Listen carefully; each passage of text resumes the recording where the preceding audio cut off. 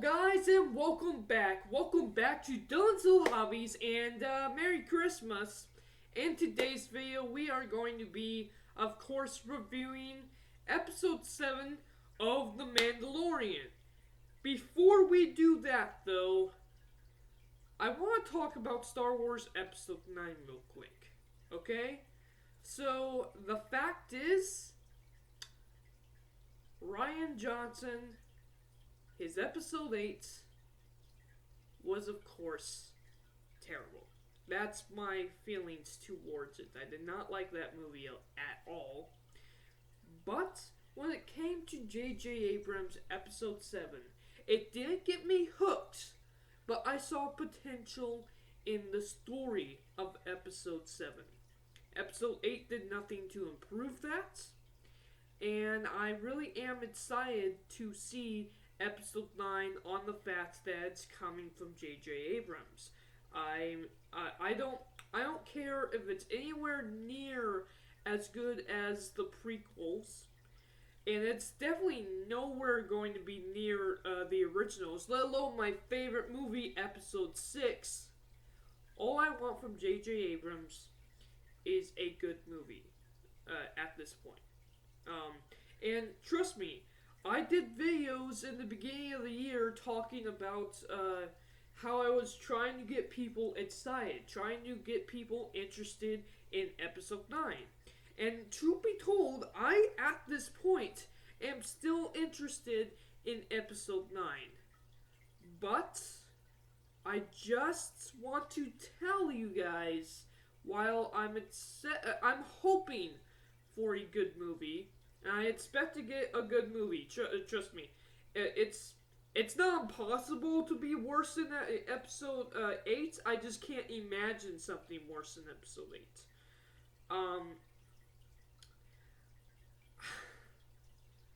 When it comes to the sneak peek that came out of after watching The Mandalorian episode 7 today, as well as, let's face it, all of the trailers, all of the sneak peeks, the only one that got me excited was when we saw Palpatine meeting Kylo Ren, which, let's face it, we didn't even see him in that. We only saw Kylo Ren walk through a door through some Sith temple, and his voice going over it saying that he was the voice inside his head the entire time. That's something that I like. I've always kind of thought, well, what if it wasn't Darth Vader? What if it was Palpatine? And I'm actually excited that that is confirmed. I can't wait to see that part of the movie. But I'm sitting here watching these sneak peeks that keep coming out about this movie, about our gang, and let me tell you. So this sneak peek was, okay, so we have Poe in the Millennium Falcon with Chewbacca, and we have Finn in the gun seat trying to destroy a couple of droids, and it's exactly like what happened in episode 7 with Rey and Finn. And don't get me wrong, in that movie, I love that scene when the Falcon flips around and it gives Finn, even though his gun is locked, it gives Finn the chance to blow up that last TIE fighter. Oh my god, what an amazing scene. But it's the exact same thing in this trailer. Look, I don't care how good it looks. None of the sneak peeks, except for that Kylo Ren, has impressed me. And I am actually, while I'm not going to give final judgment till I see the movie, I am actually keeping my expectations very low. Look, the movie looks incredible. Special effects are amazing. I can hear the soundtrack. It's amazing. But what is the story? They haven't given us anything yet, and they're not going to give us anything yet. But I will say, from right now, from my point of view, nothing from the material, except for that Kylo Ren clip, has been exciting me more for this movie. And I I'm kind of interested in seeing what other people's thoughts are going into this movie, and so I'm actually looking it up. And actually, people are feeling very much the same like me, and I thought that was interesting to share. Let me know. Did this sneak peek interest you? Did this sneak peek at the end of episode 7 here really excite you for episode 9? Because it didn't to me. Now, I still want to see it. I'm still interested in it. But none of the sneak peeks are really exciting me at all. With that said, let's get rid of the negativity in the room. Let's go ahead and talk about something amazing. The Mandalorian. The Mandalorian episode 7 review. Okay, so this was just so sweet. I love The Mandalorian, and every time I watch an episode, I love it more and more and more. I can tell you what, this is probably going to be better than episode 9, to be honest with you. This was such a cool episode, so let's talk about what happens here. So, our little friend, the guild master, calls up the Mandalorian and says, you know what, we have a lot of problems with a lot of stormtroopers here and Imperial rule out here, and you know what? Fine, you want the baby? Keep the baby. Let's work together. Let's team up.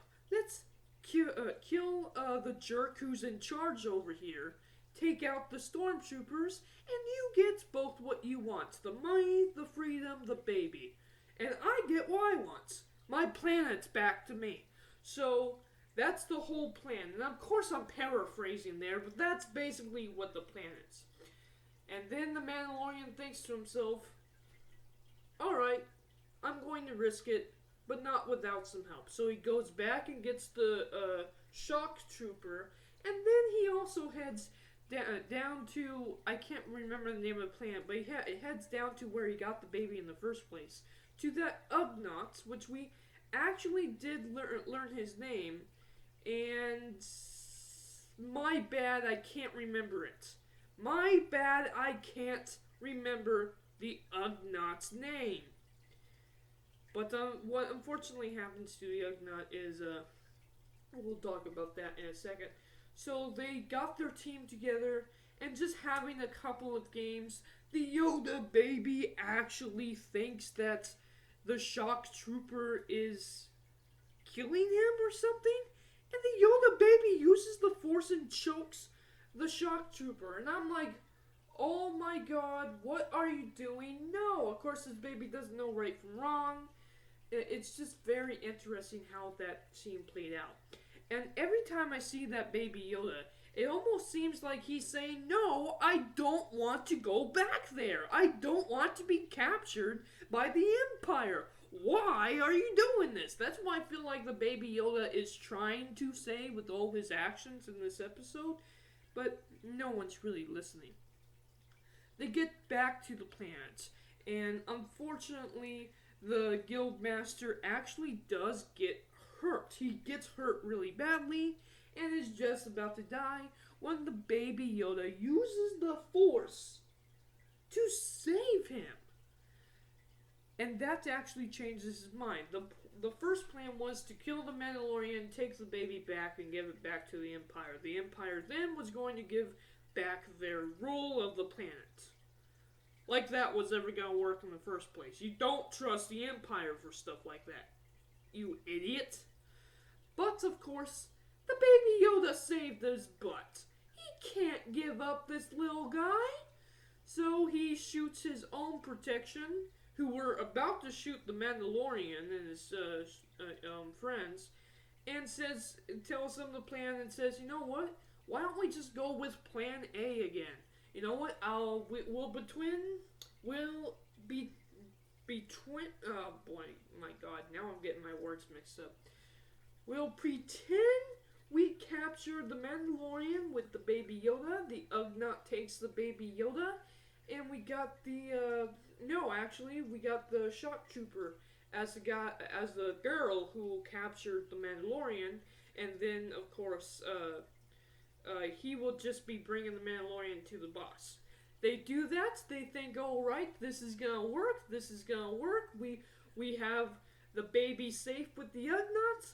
We have the Mandalorian with a gun about to kill the boss here. When it turns out, no, not at all. The Mandalorians. Oh boy. This show just went crazy right here. We got Death Troopers. Now, Death Troopers, they were really interesting in Rogue One, but they didn't really do anything incredible to me. But in this show, now we get to see how dangerous these things are.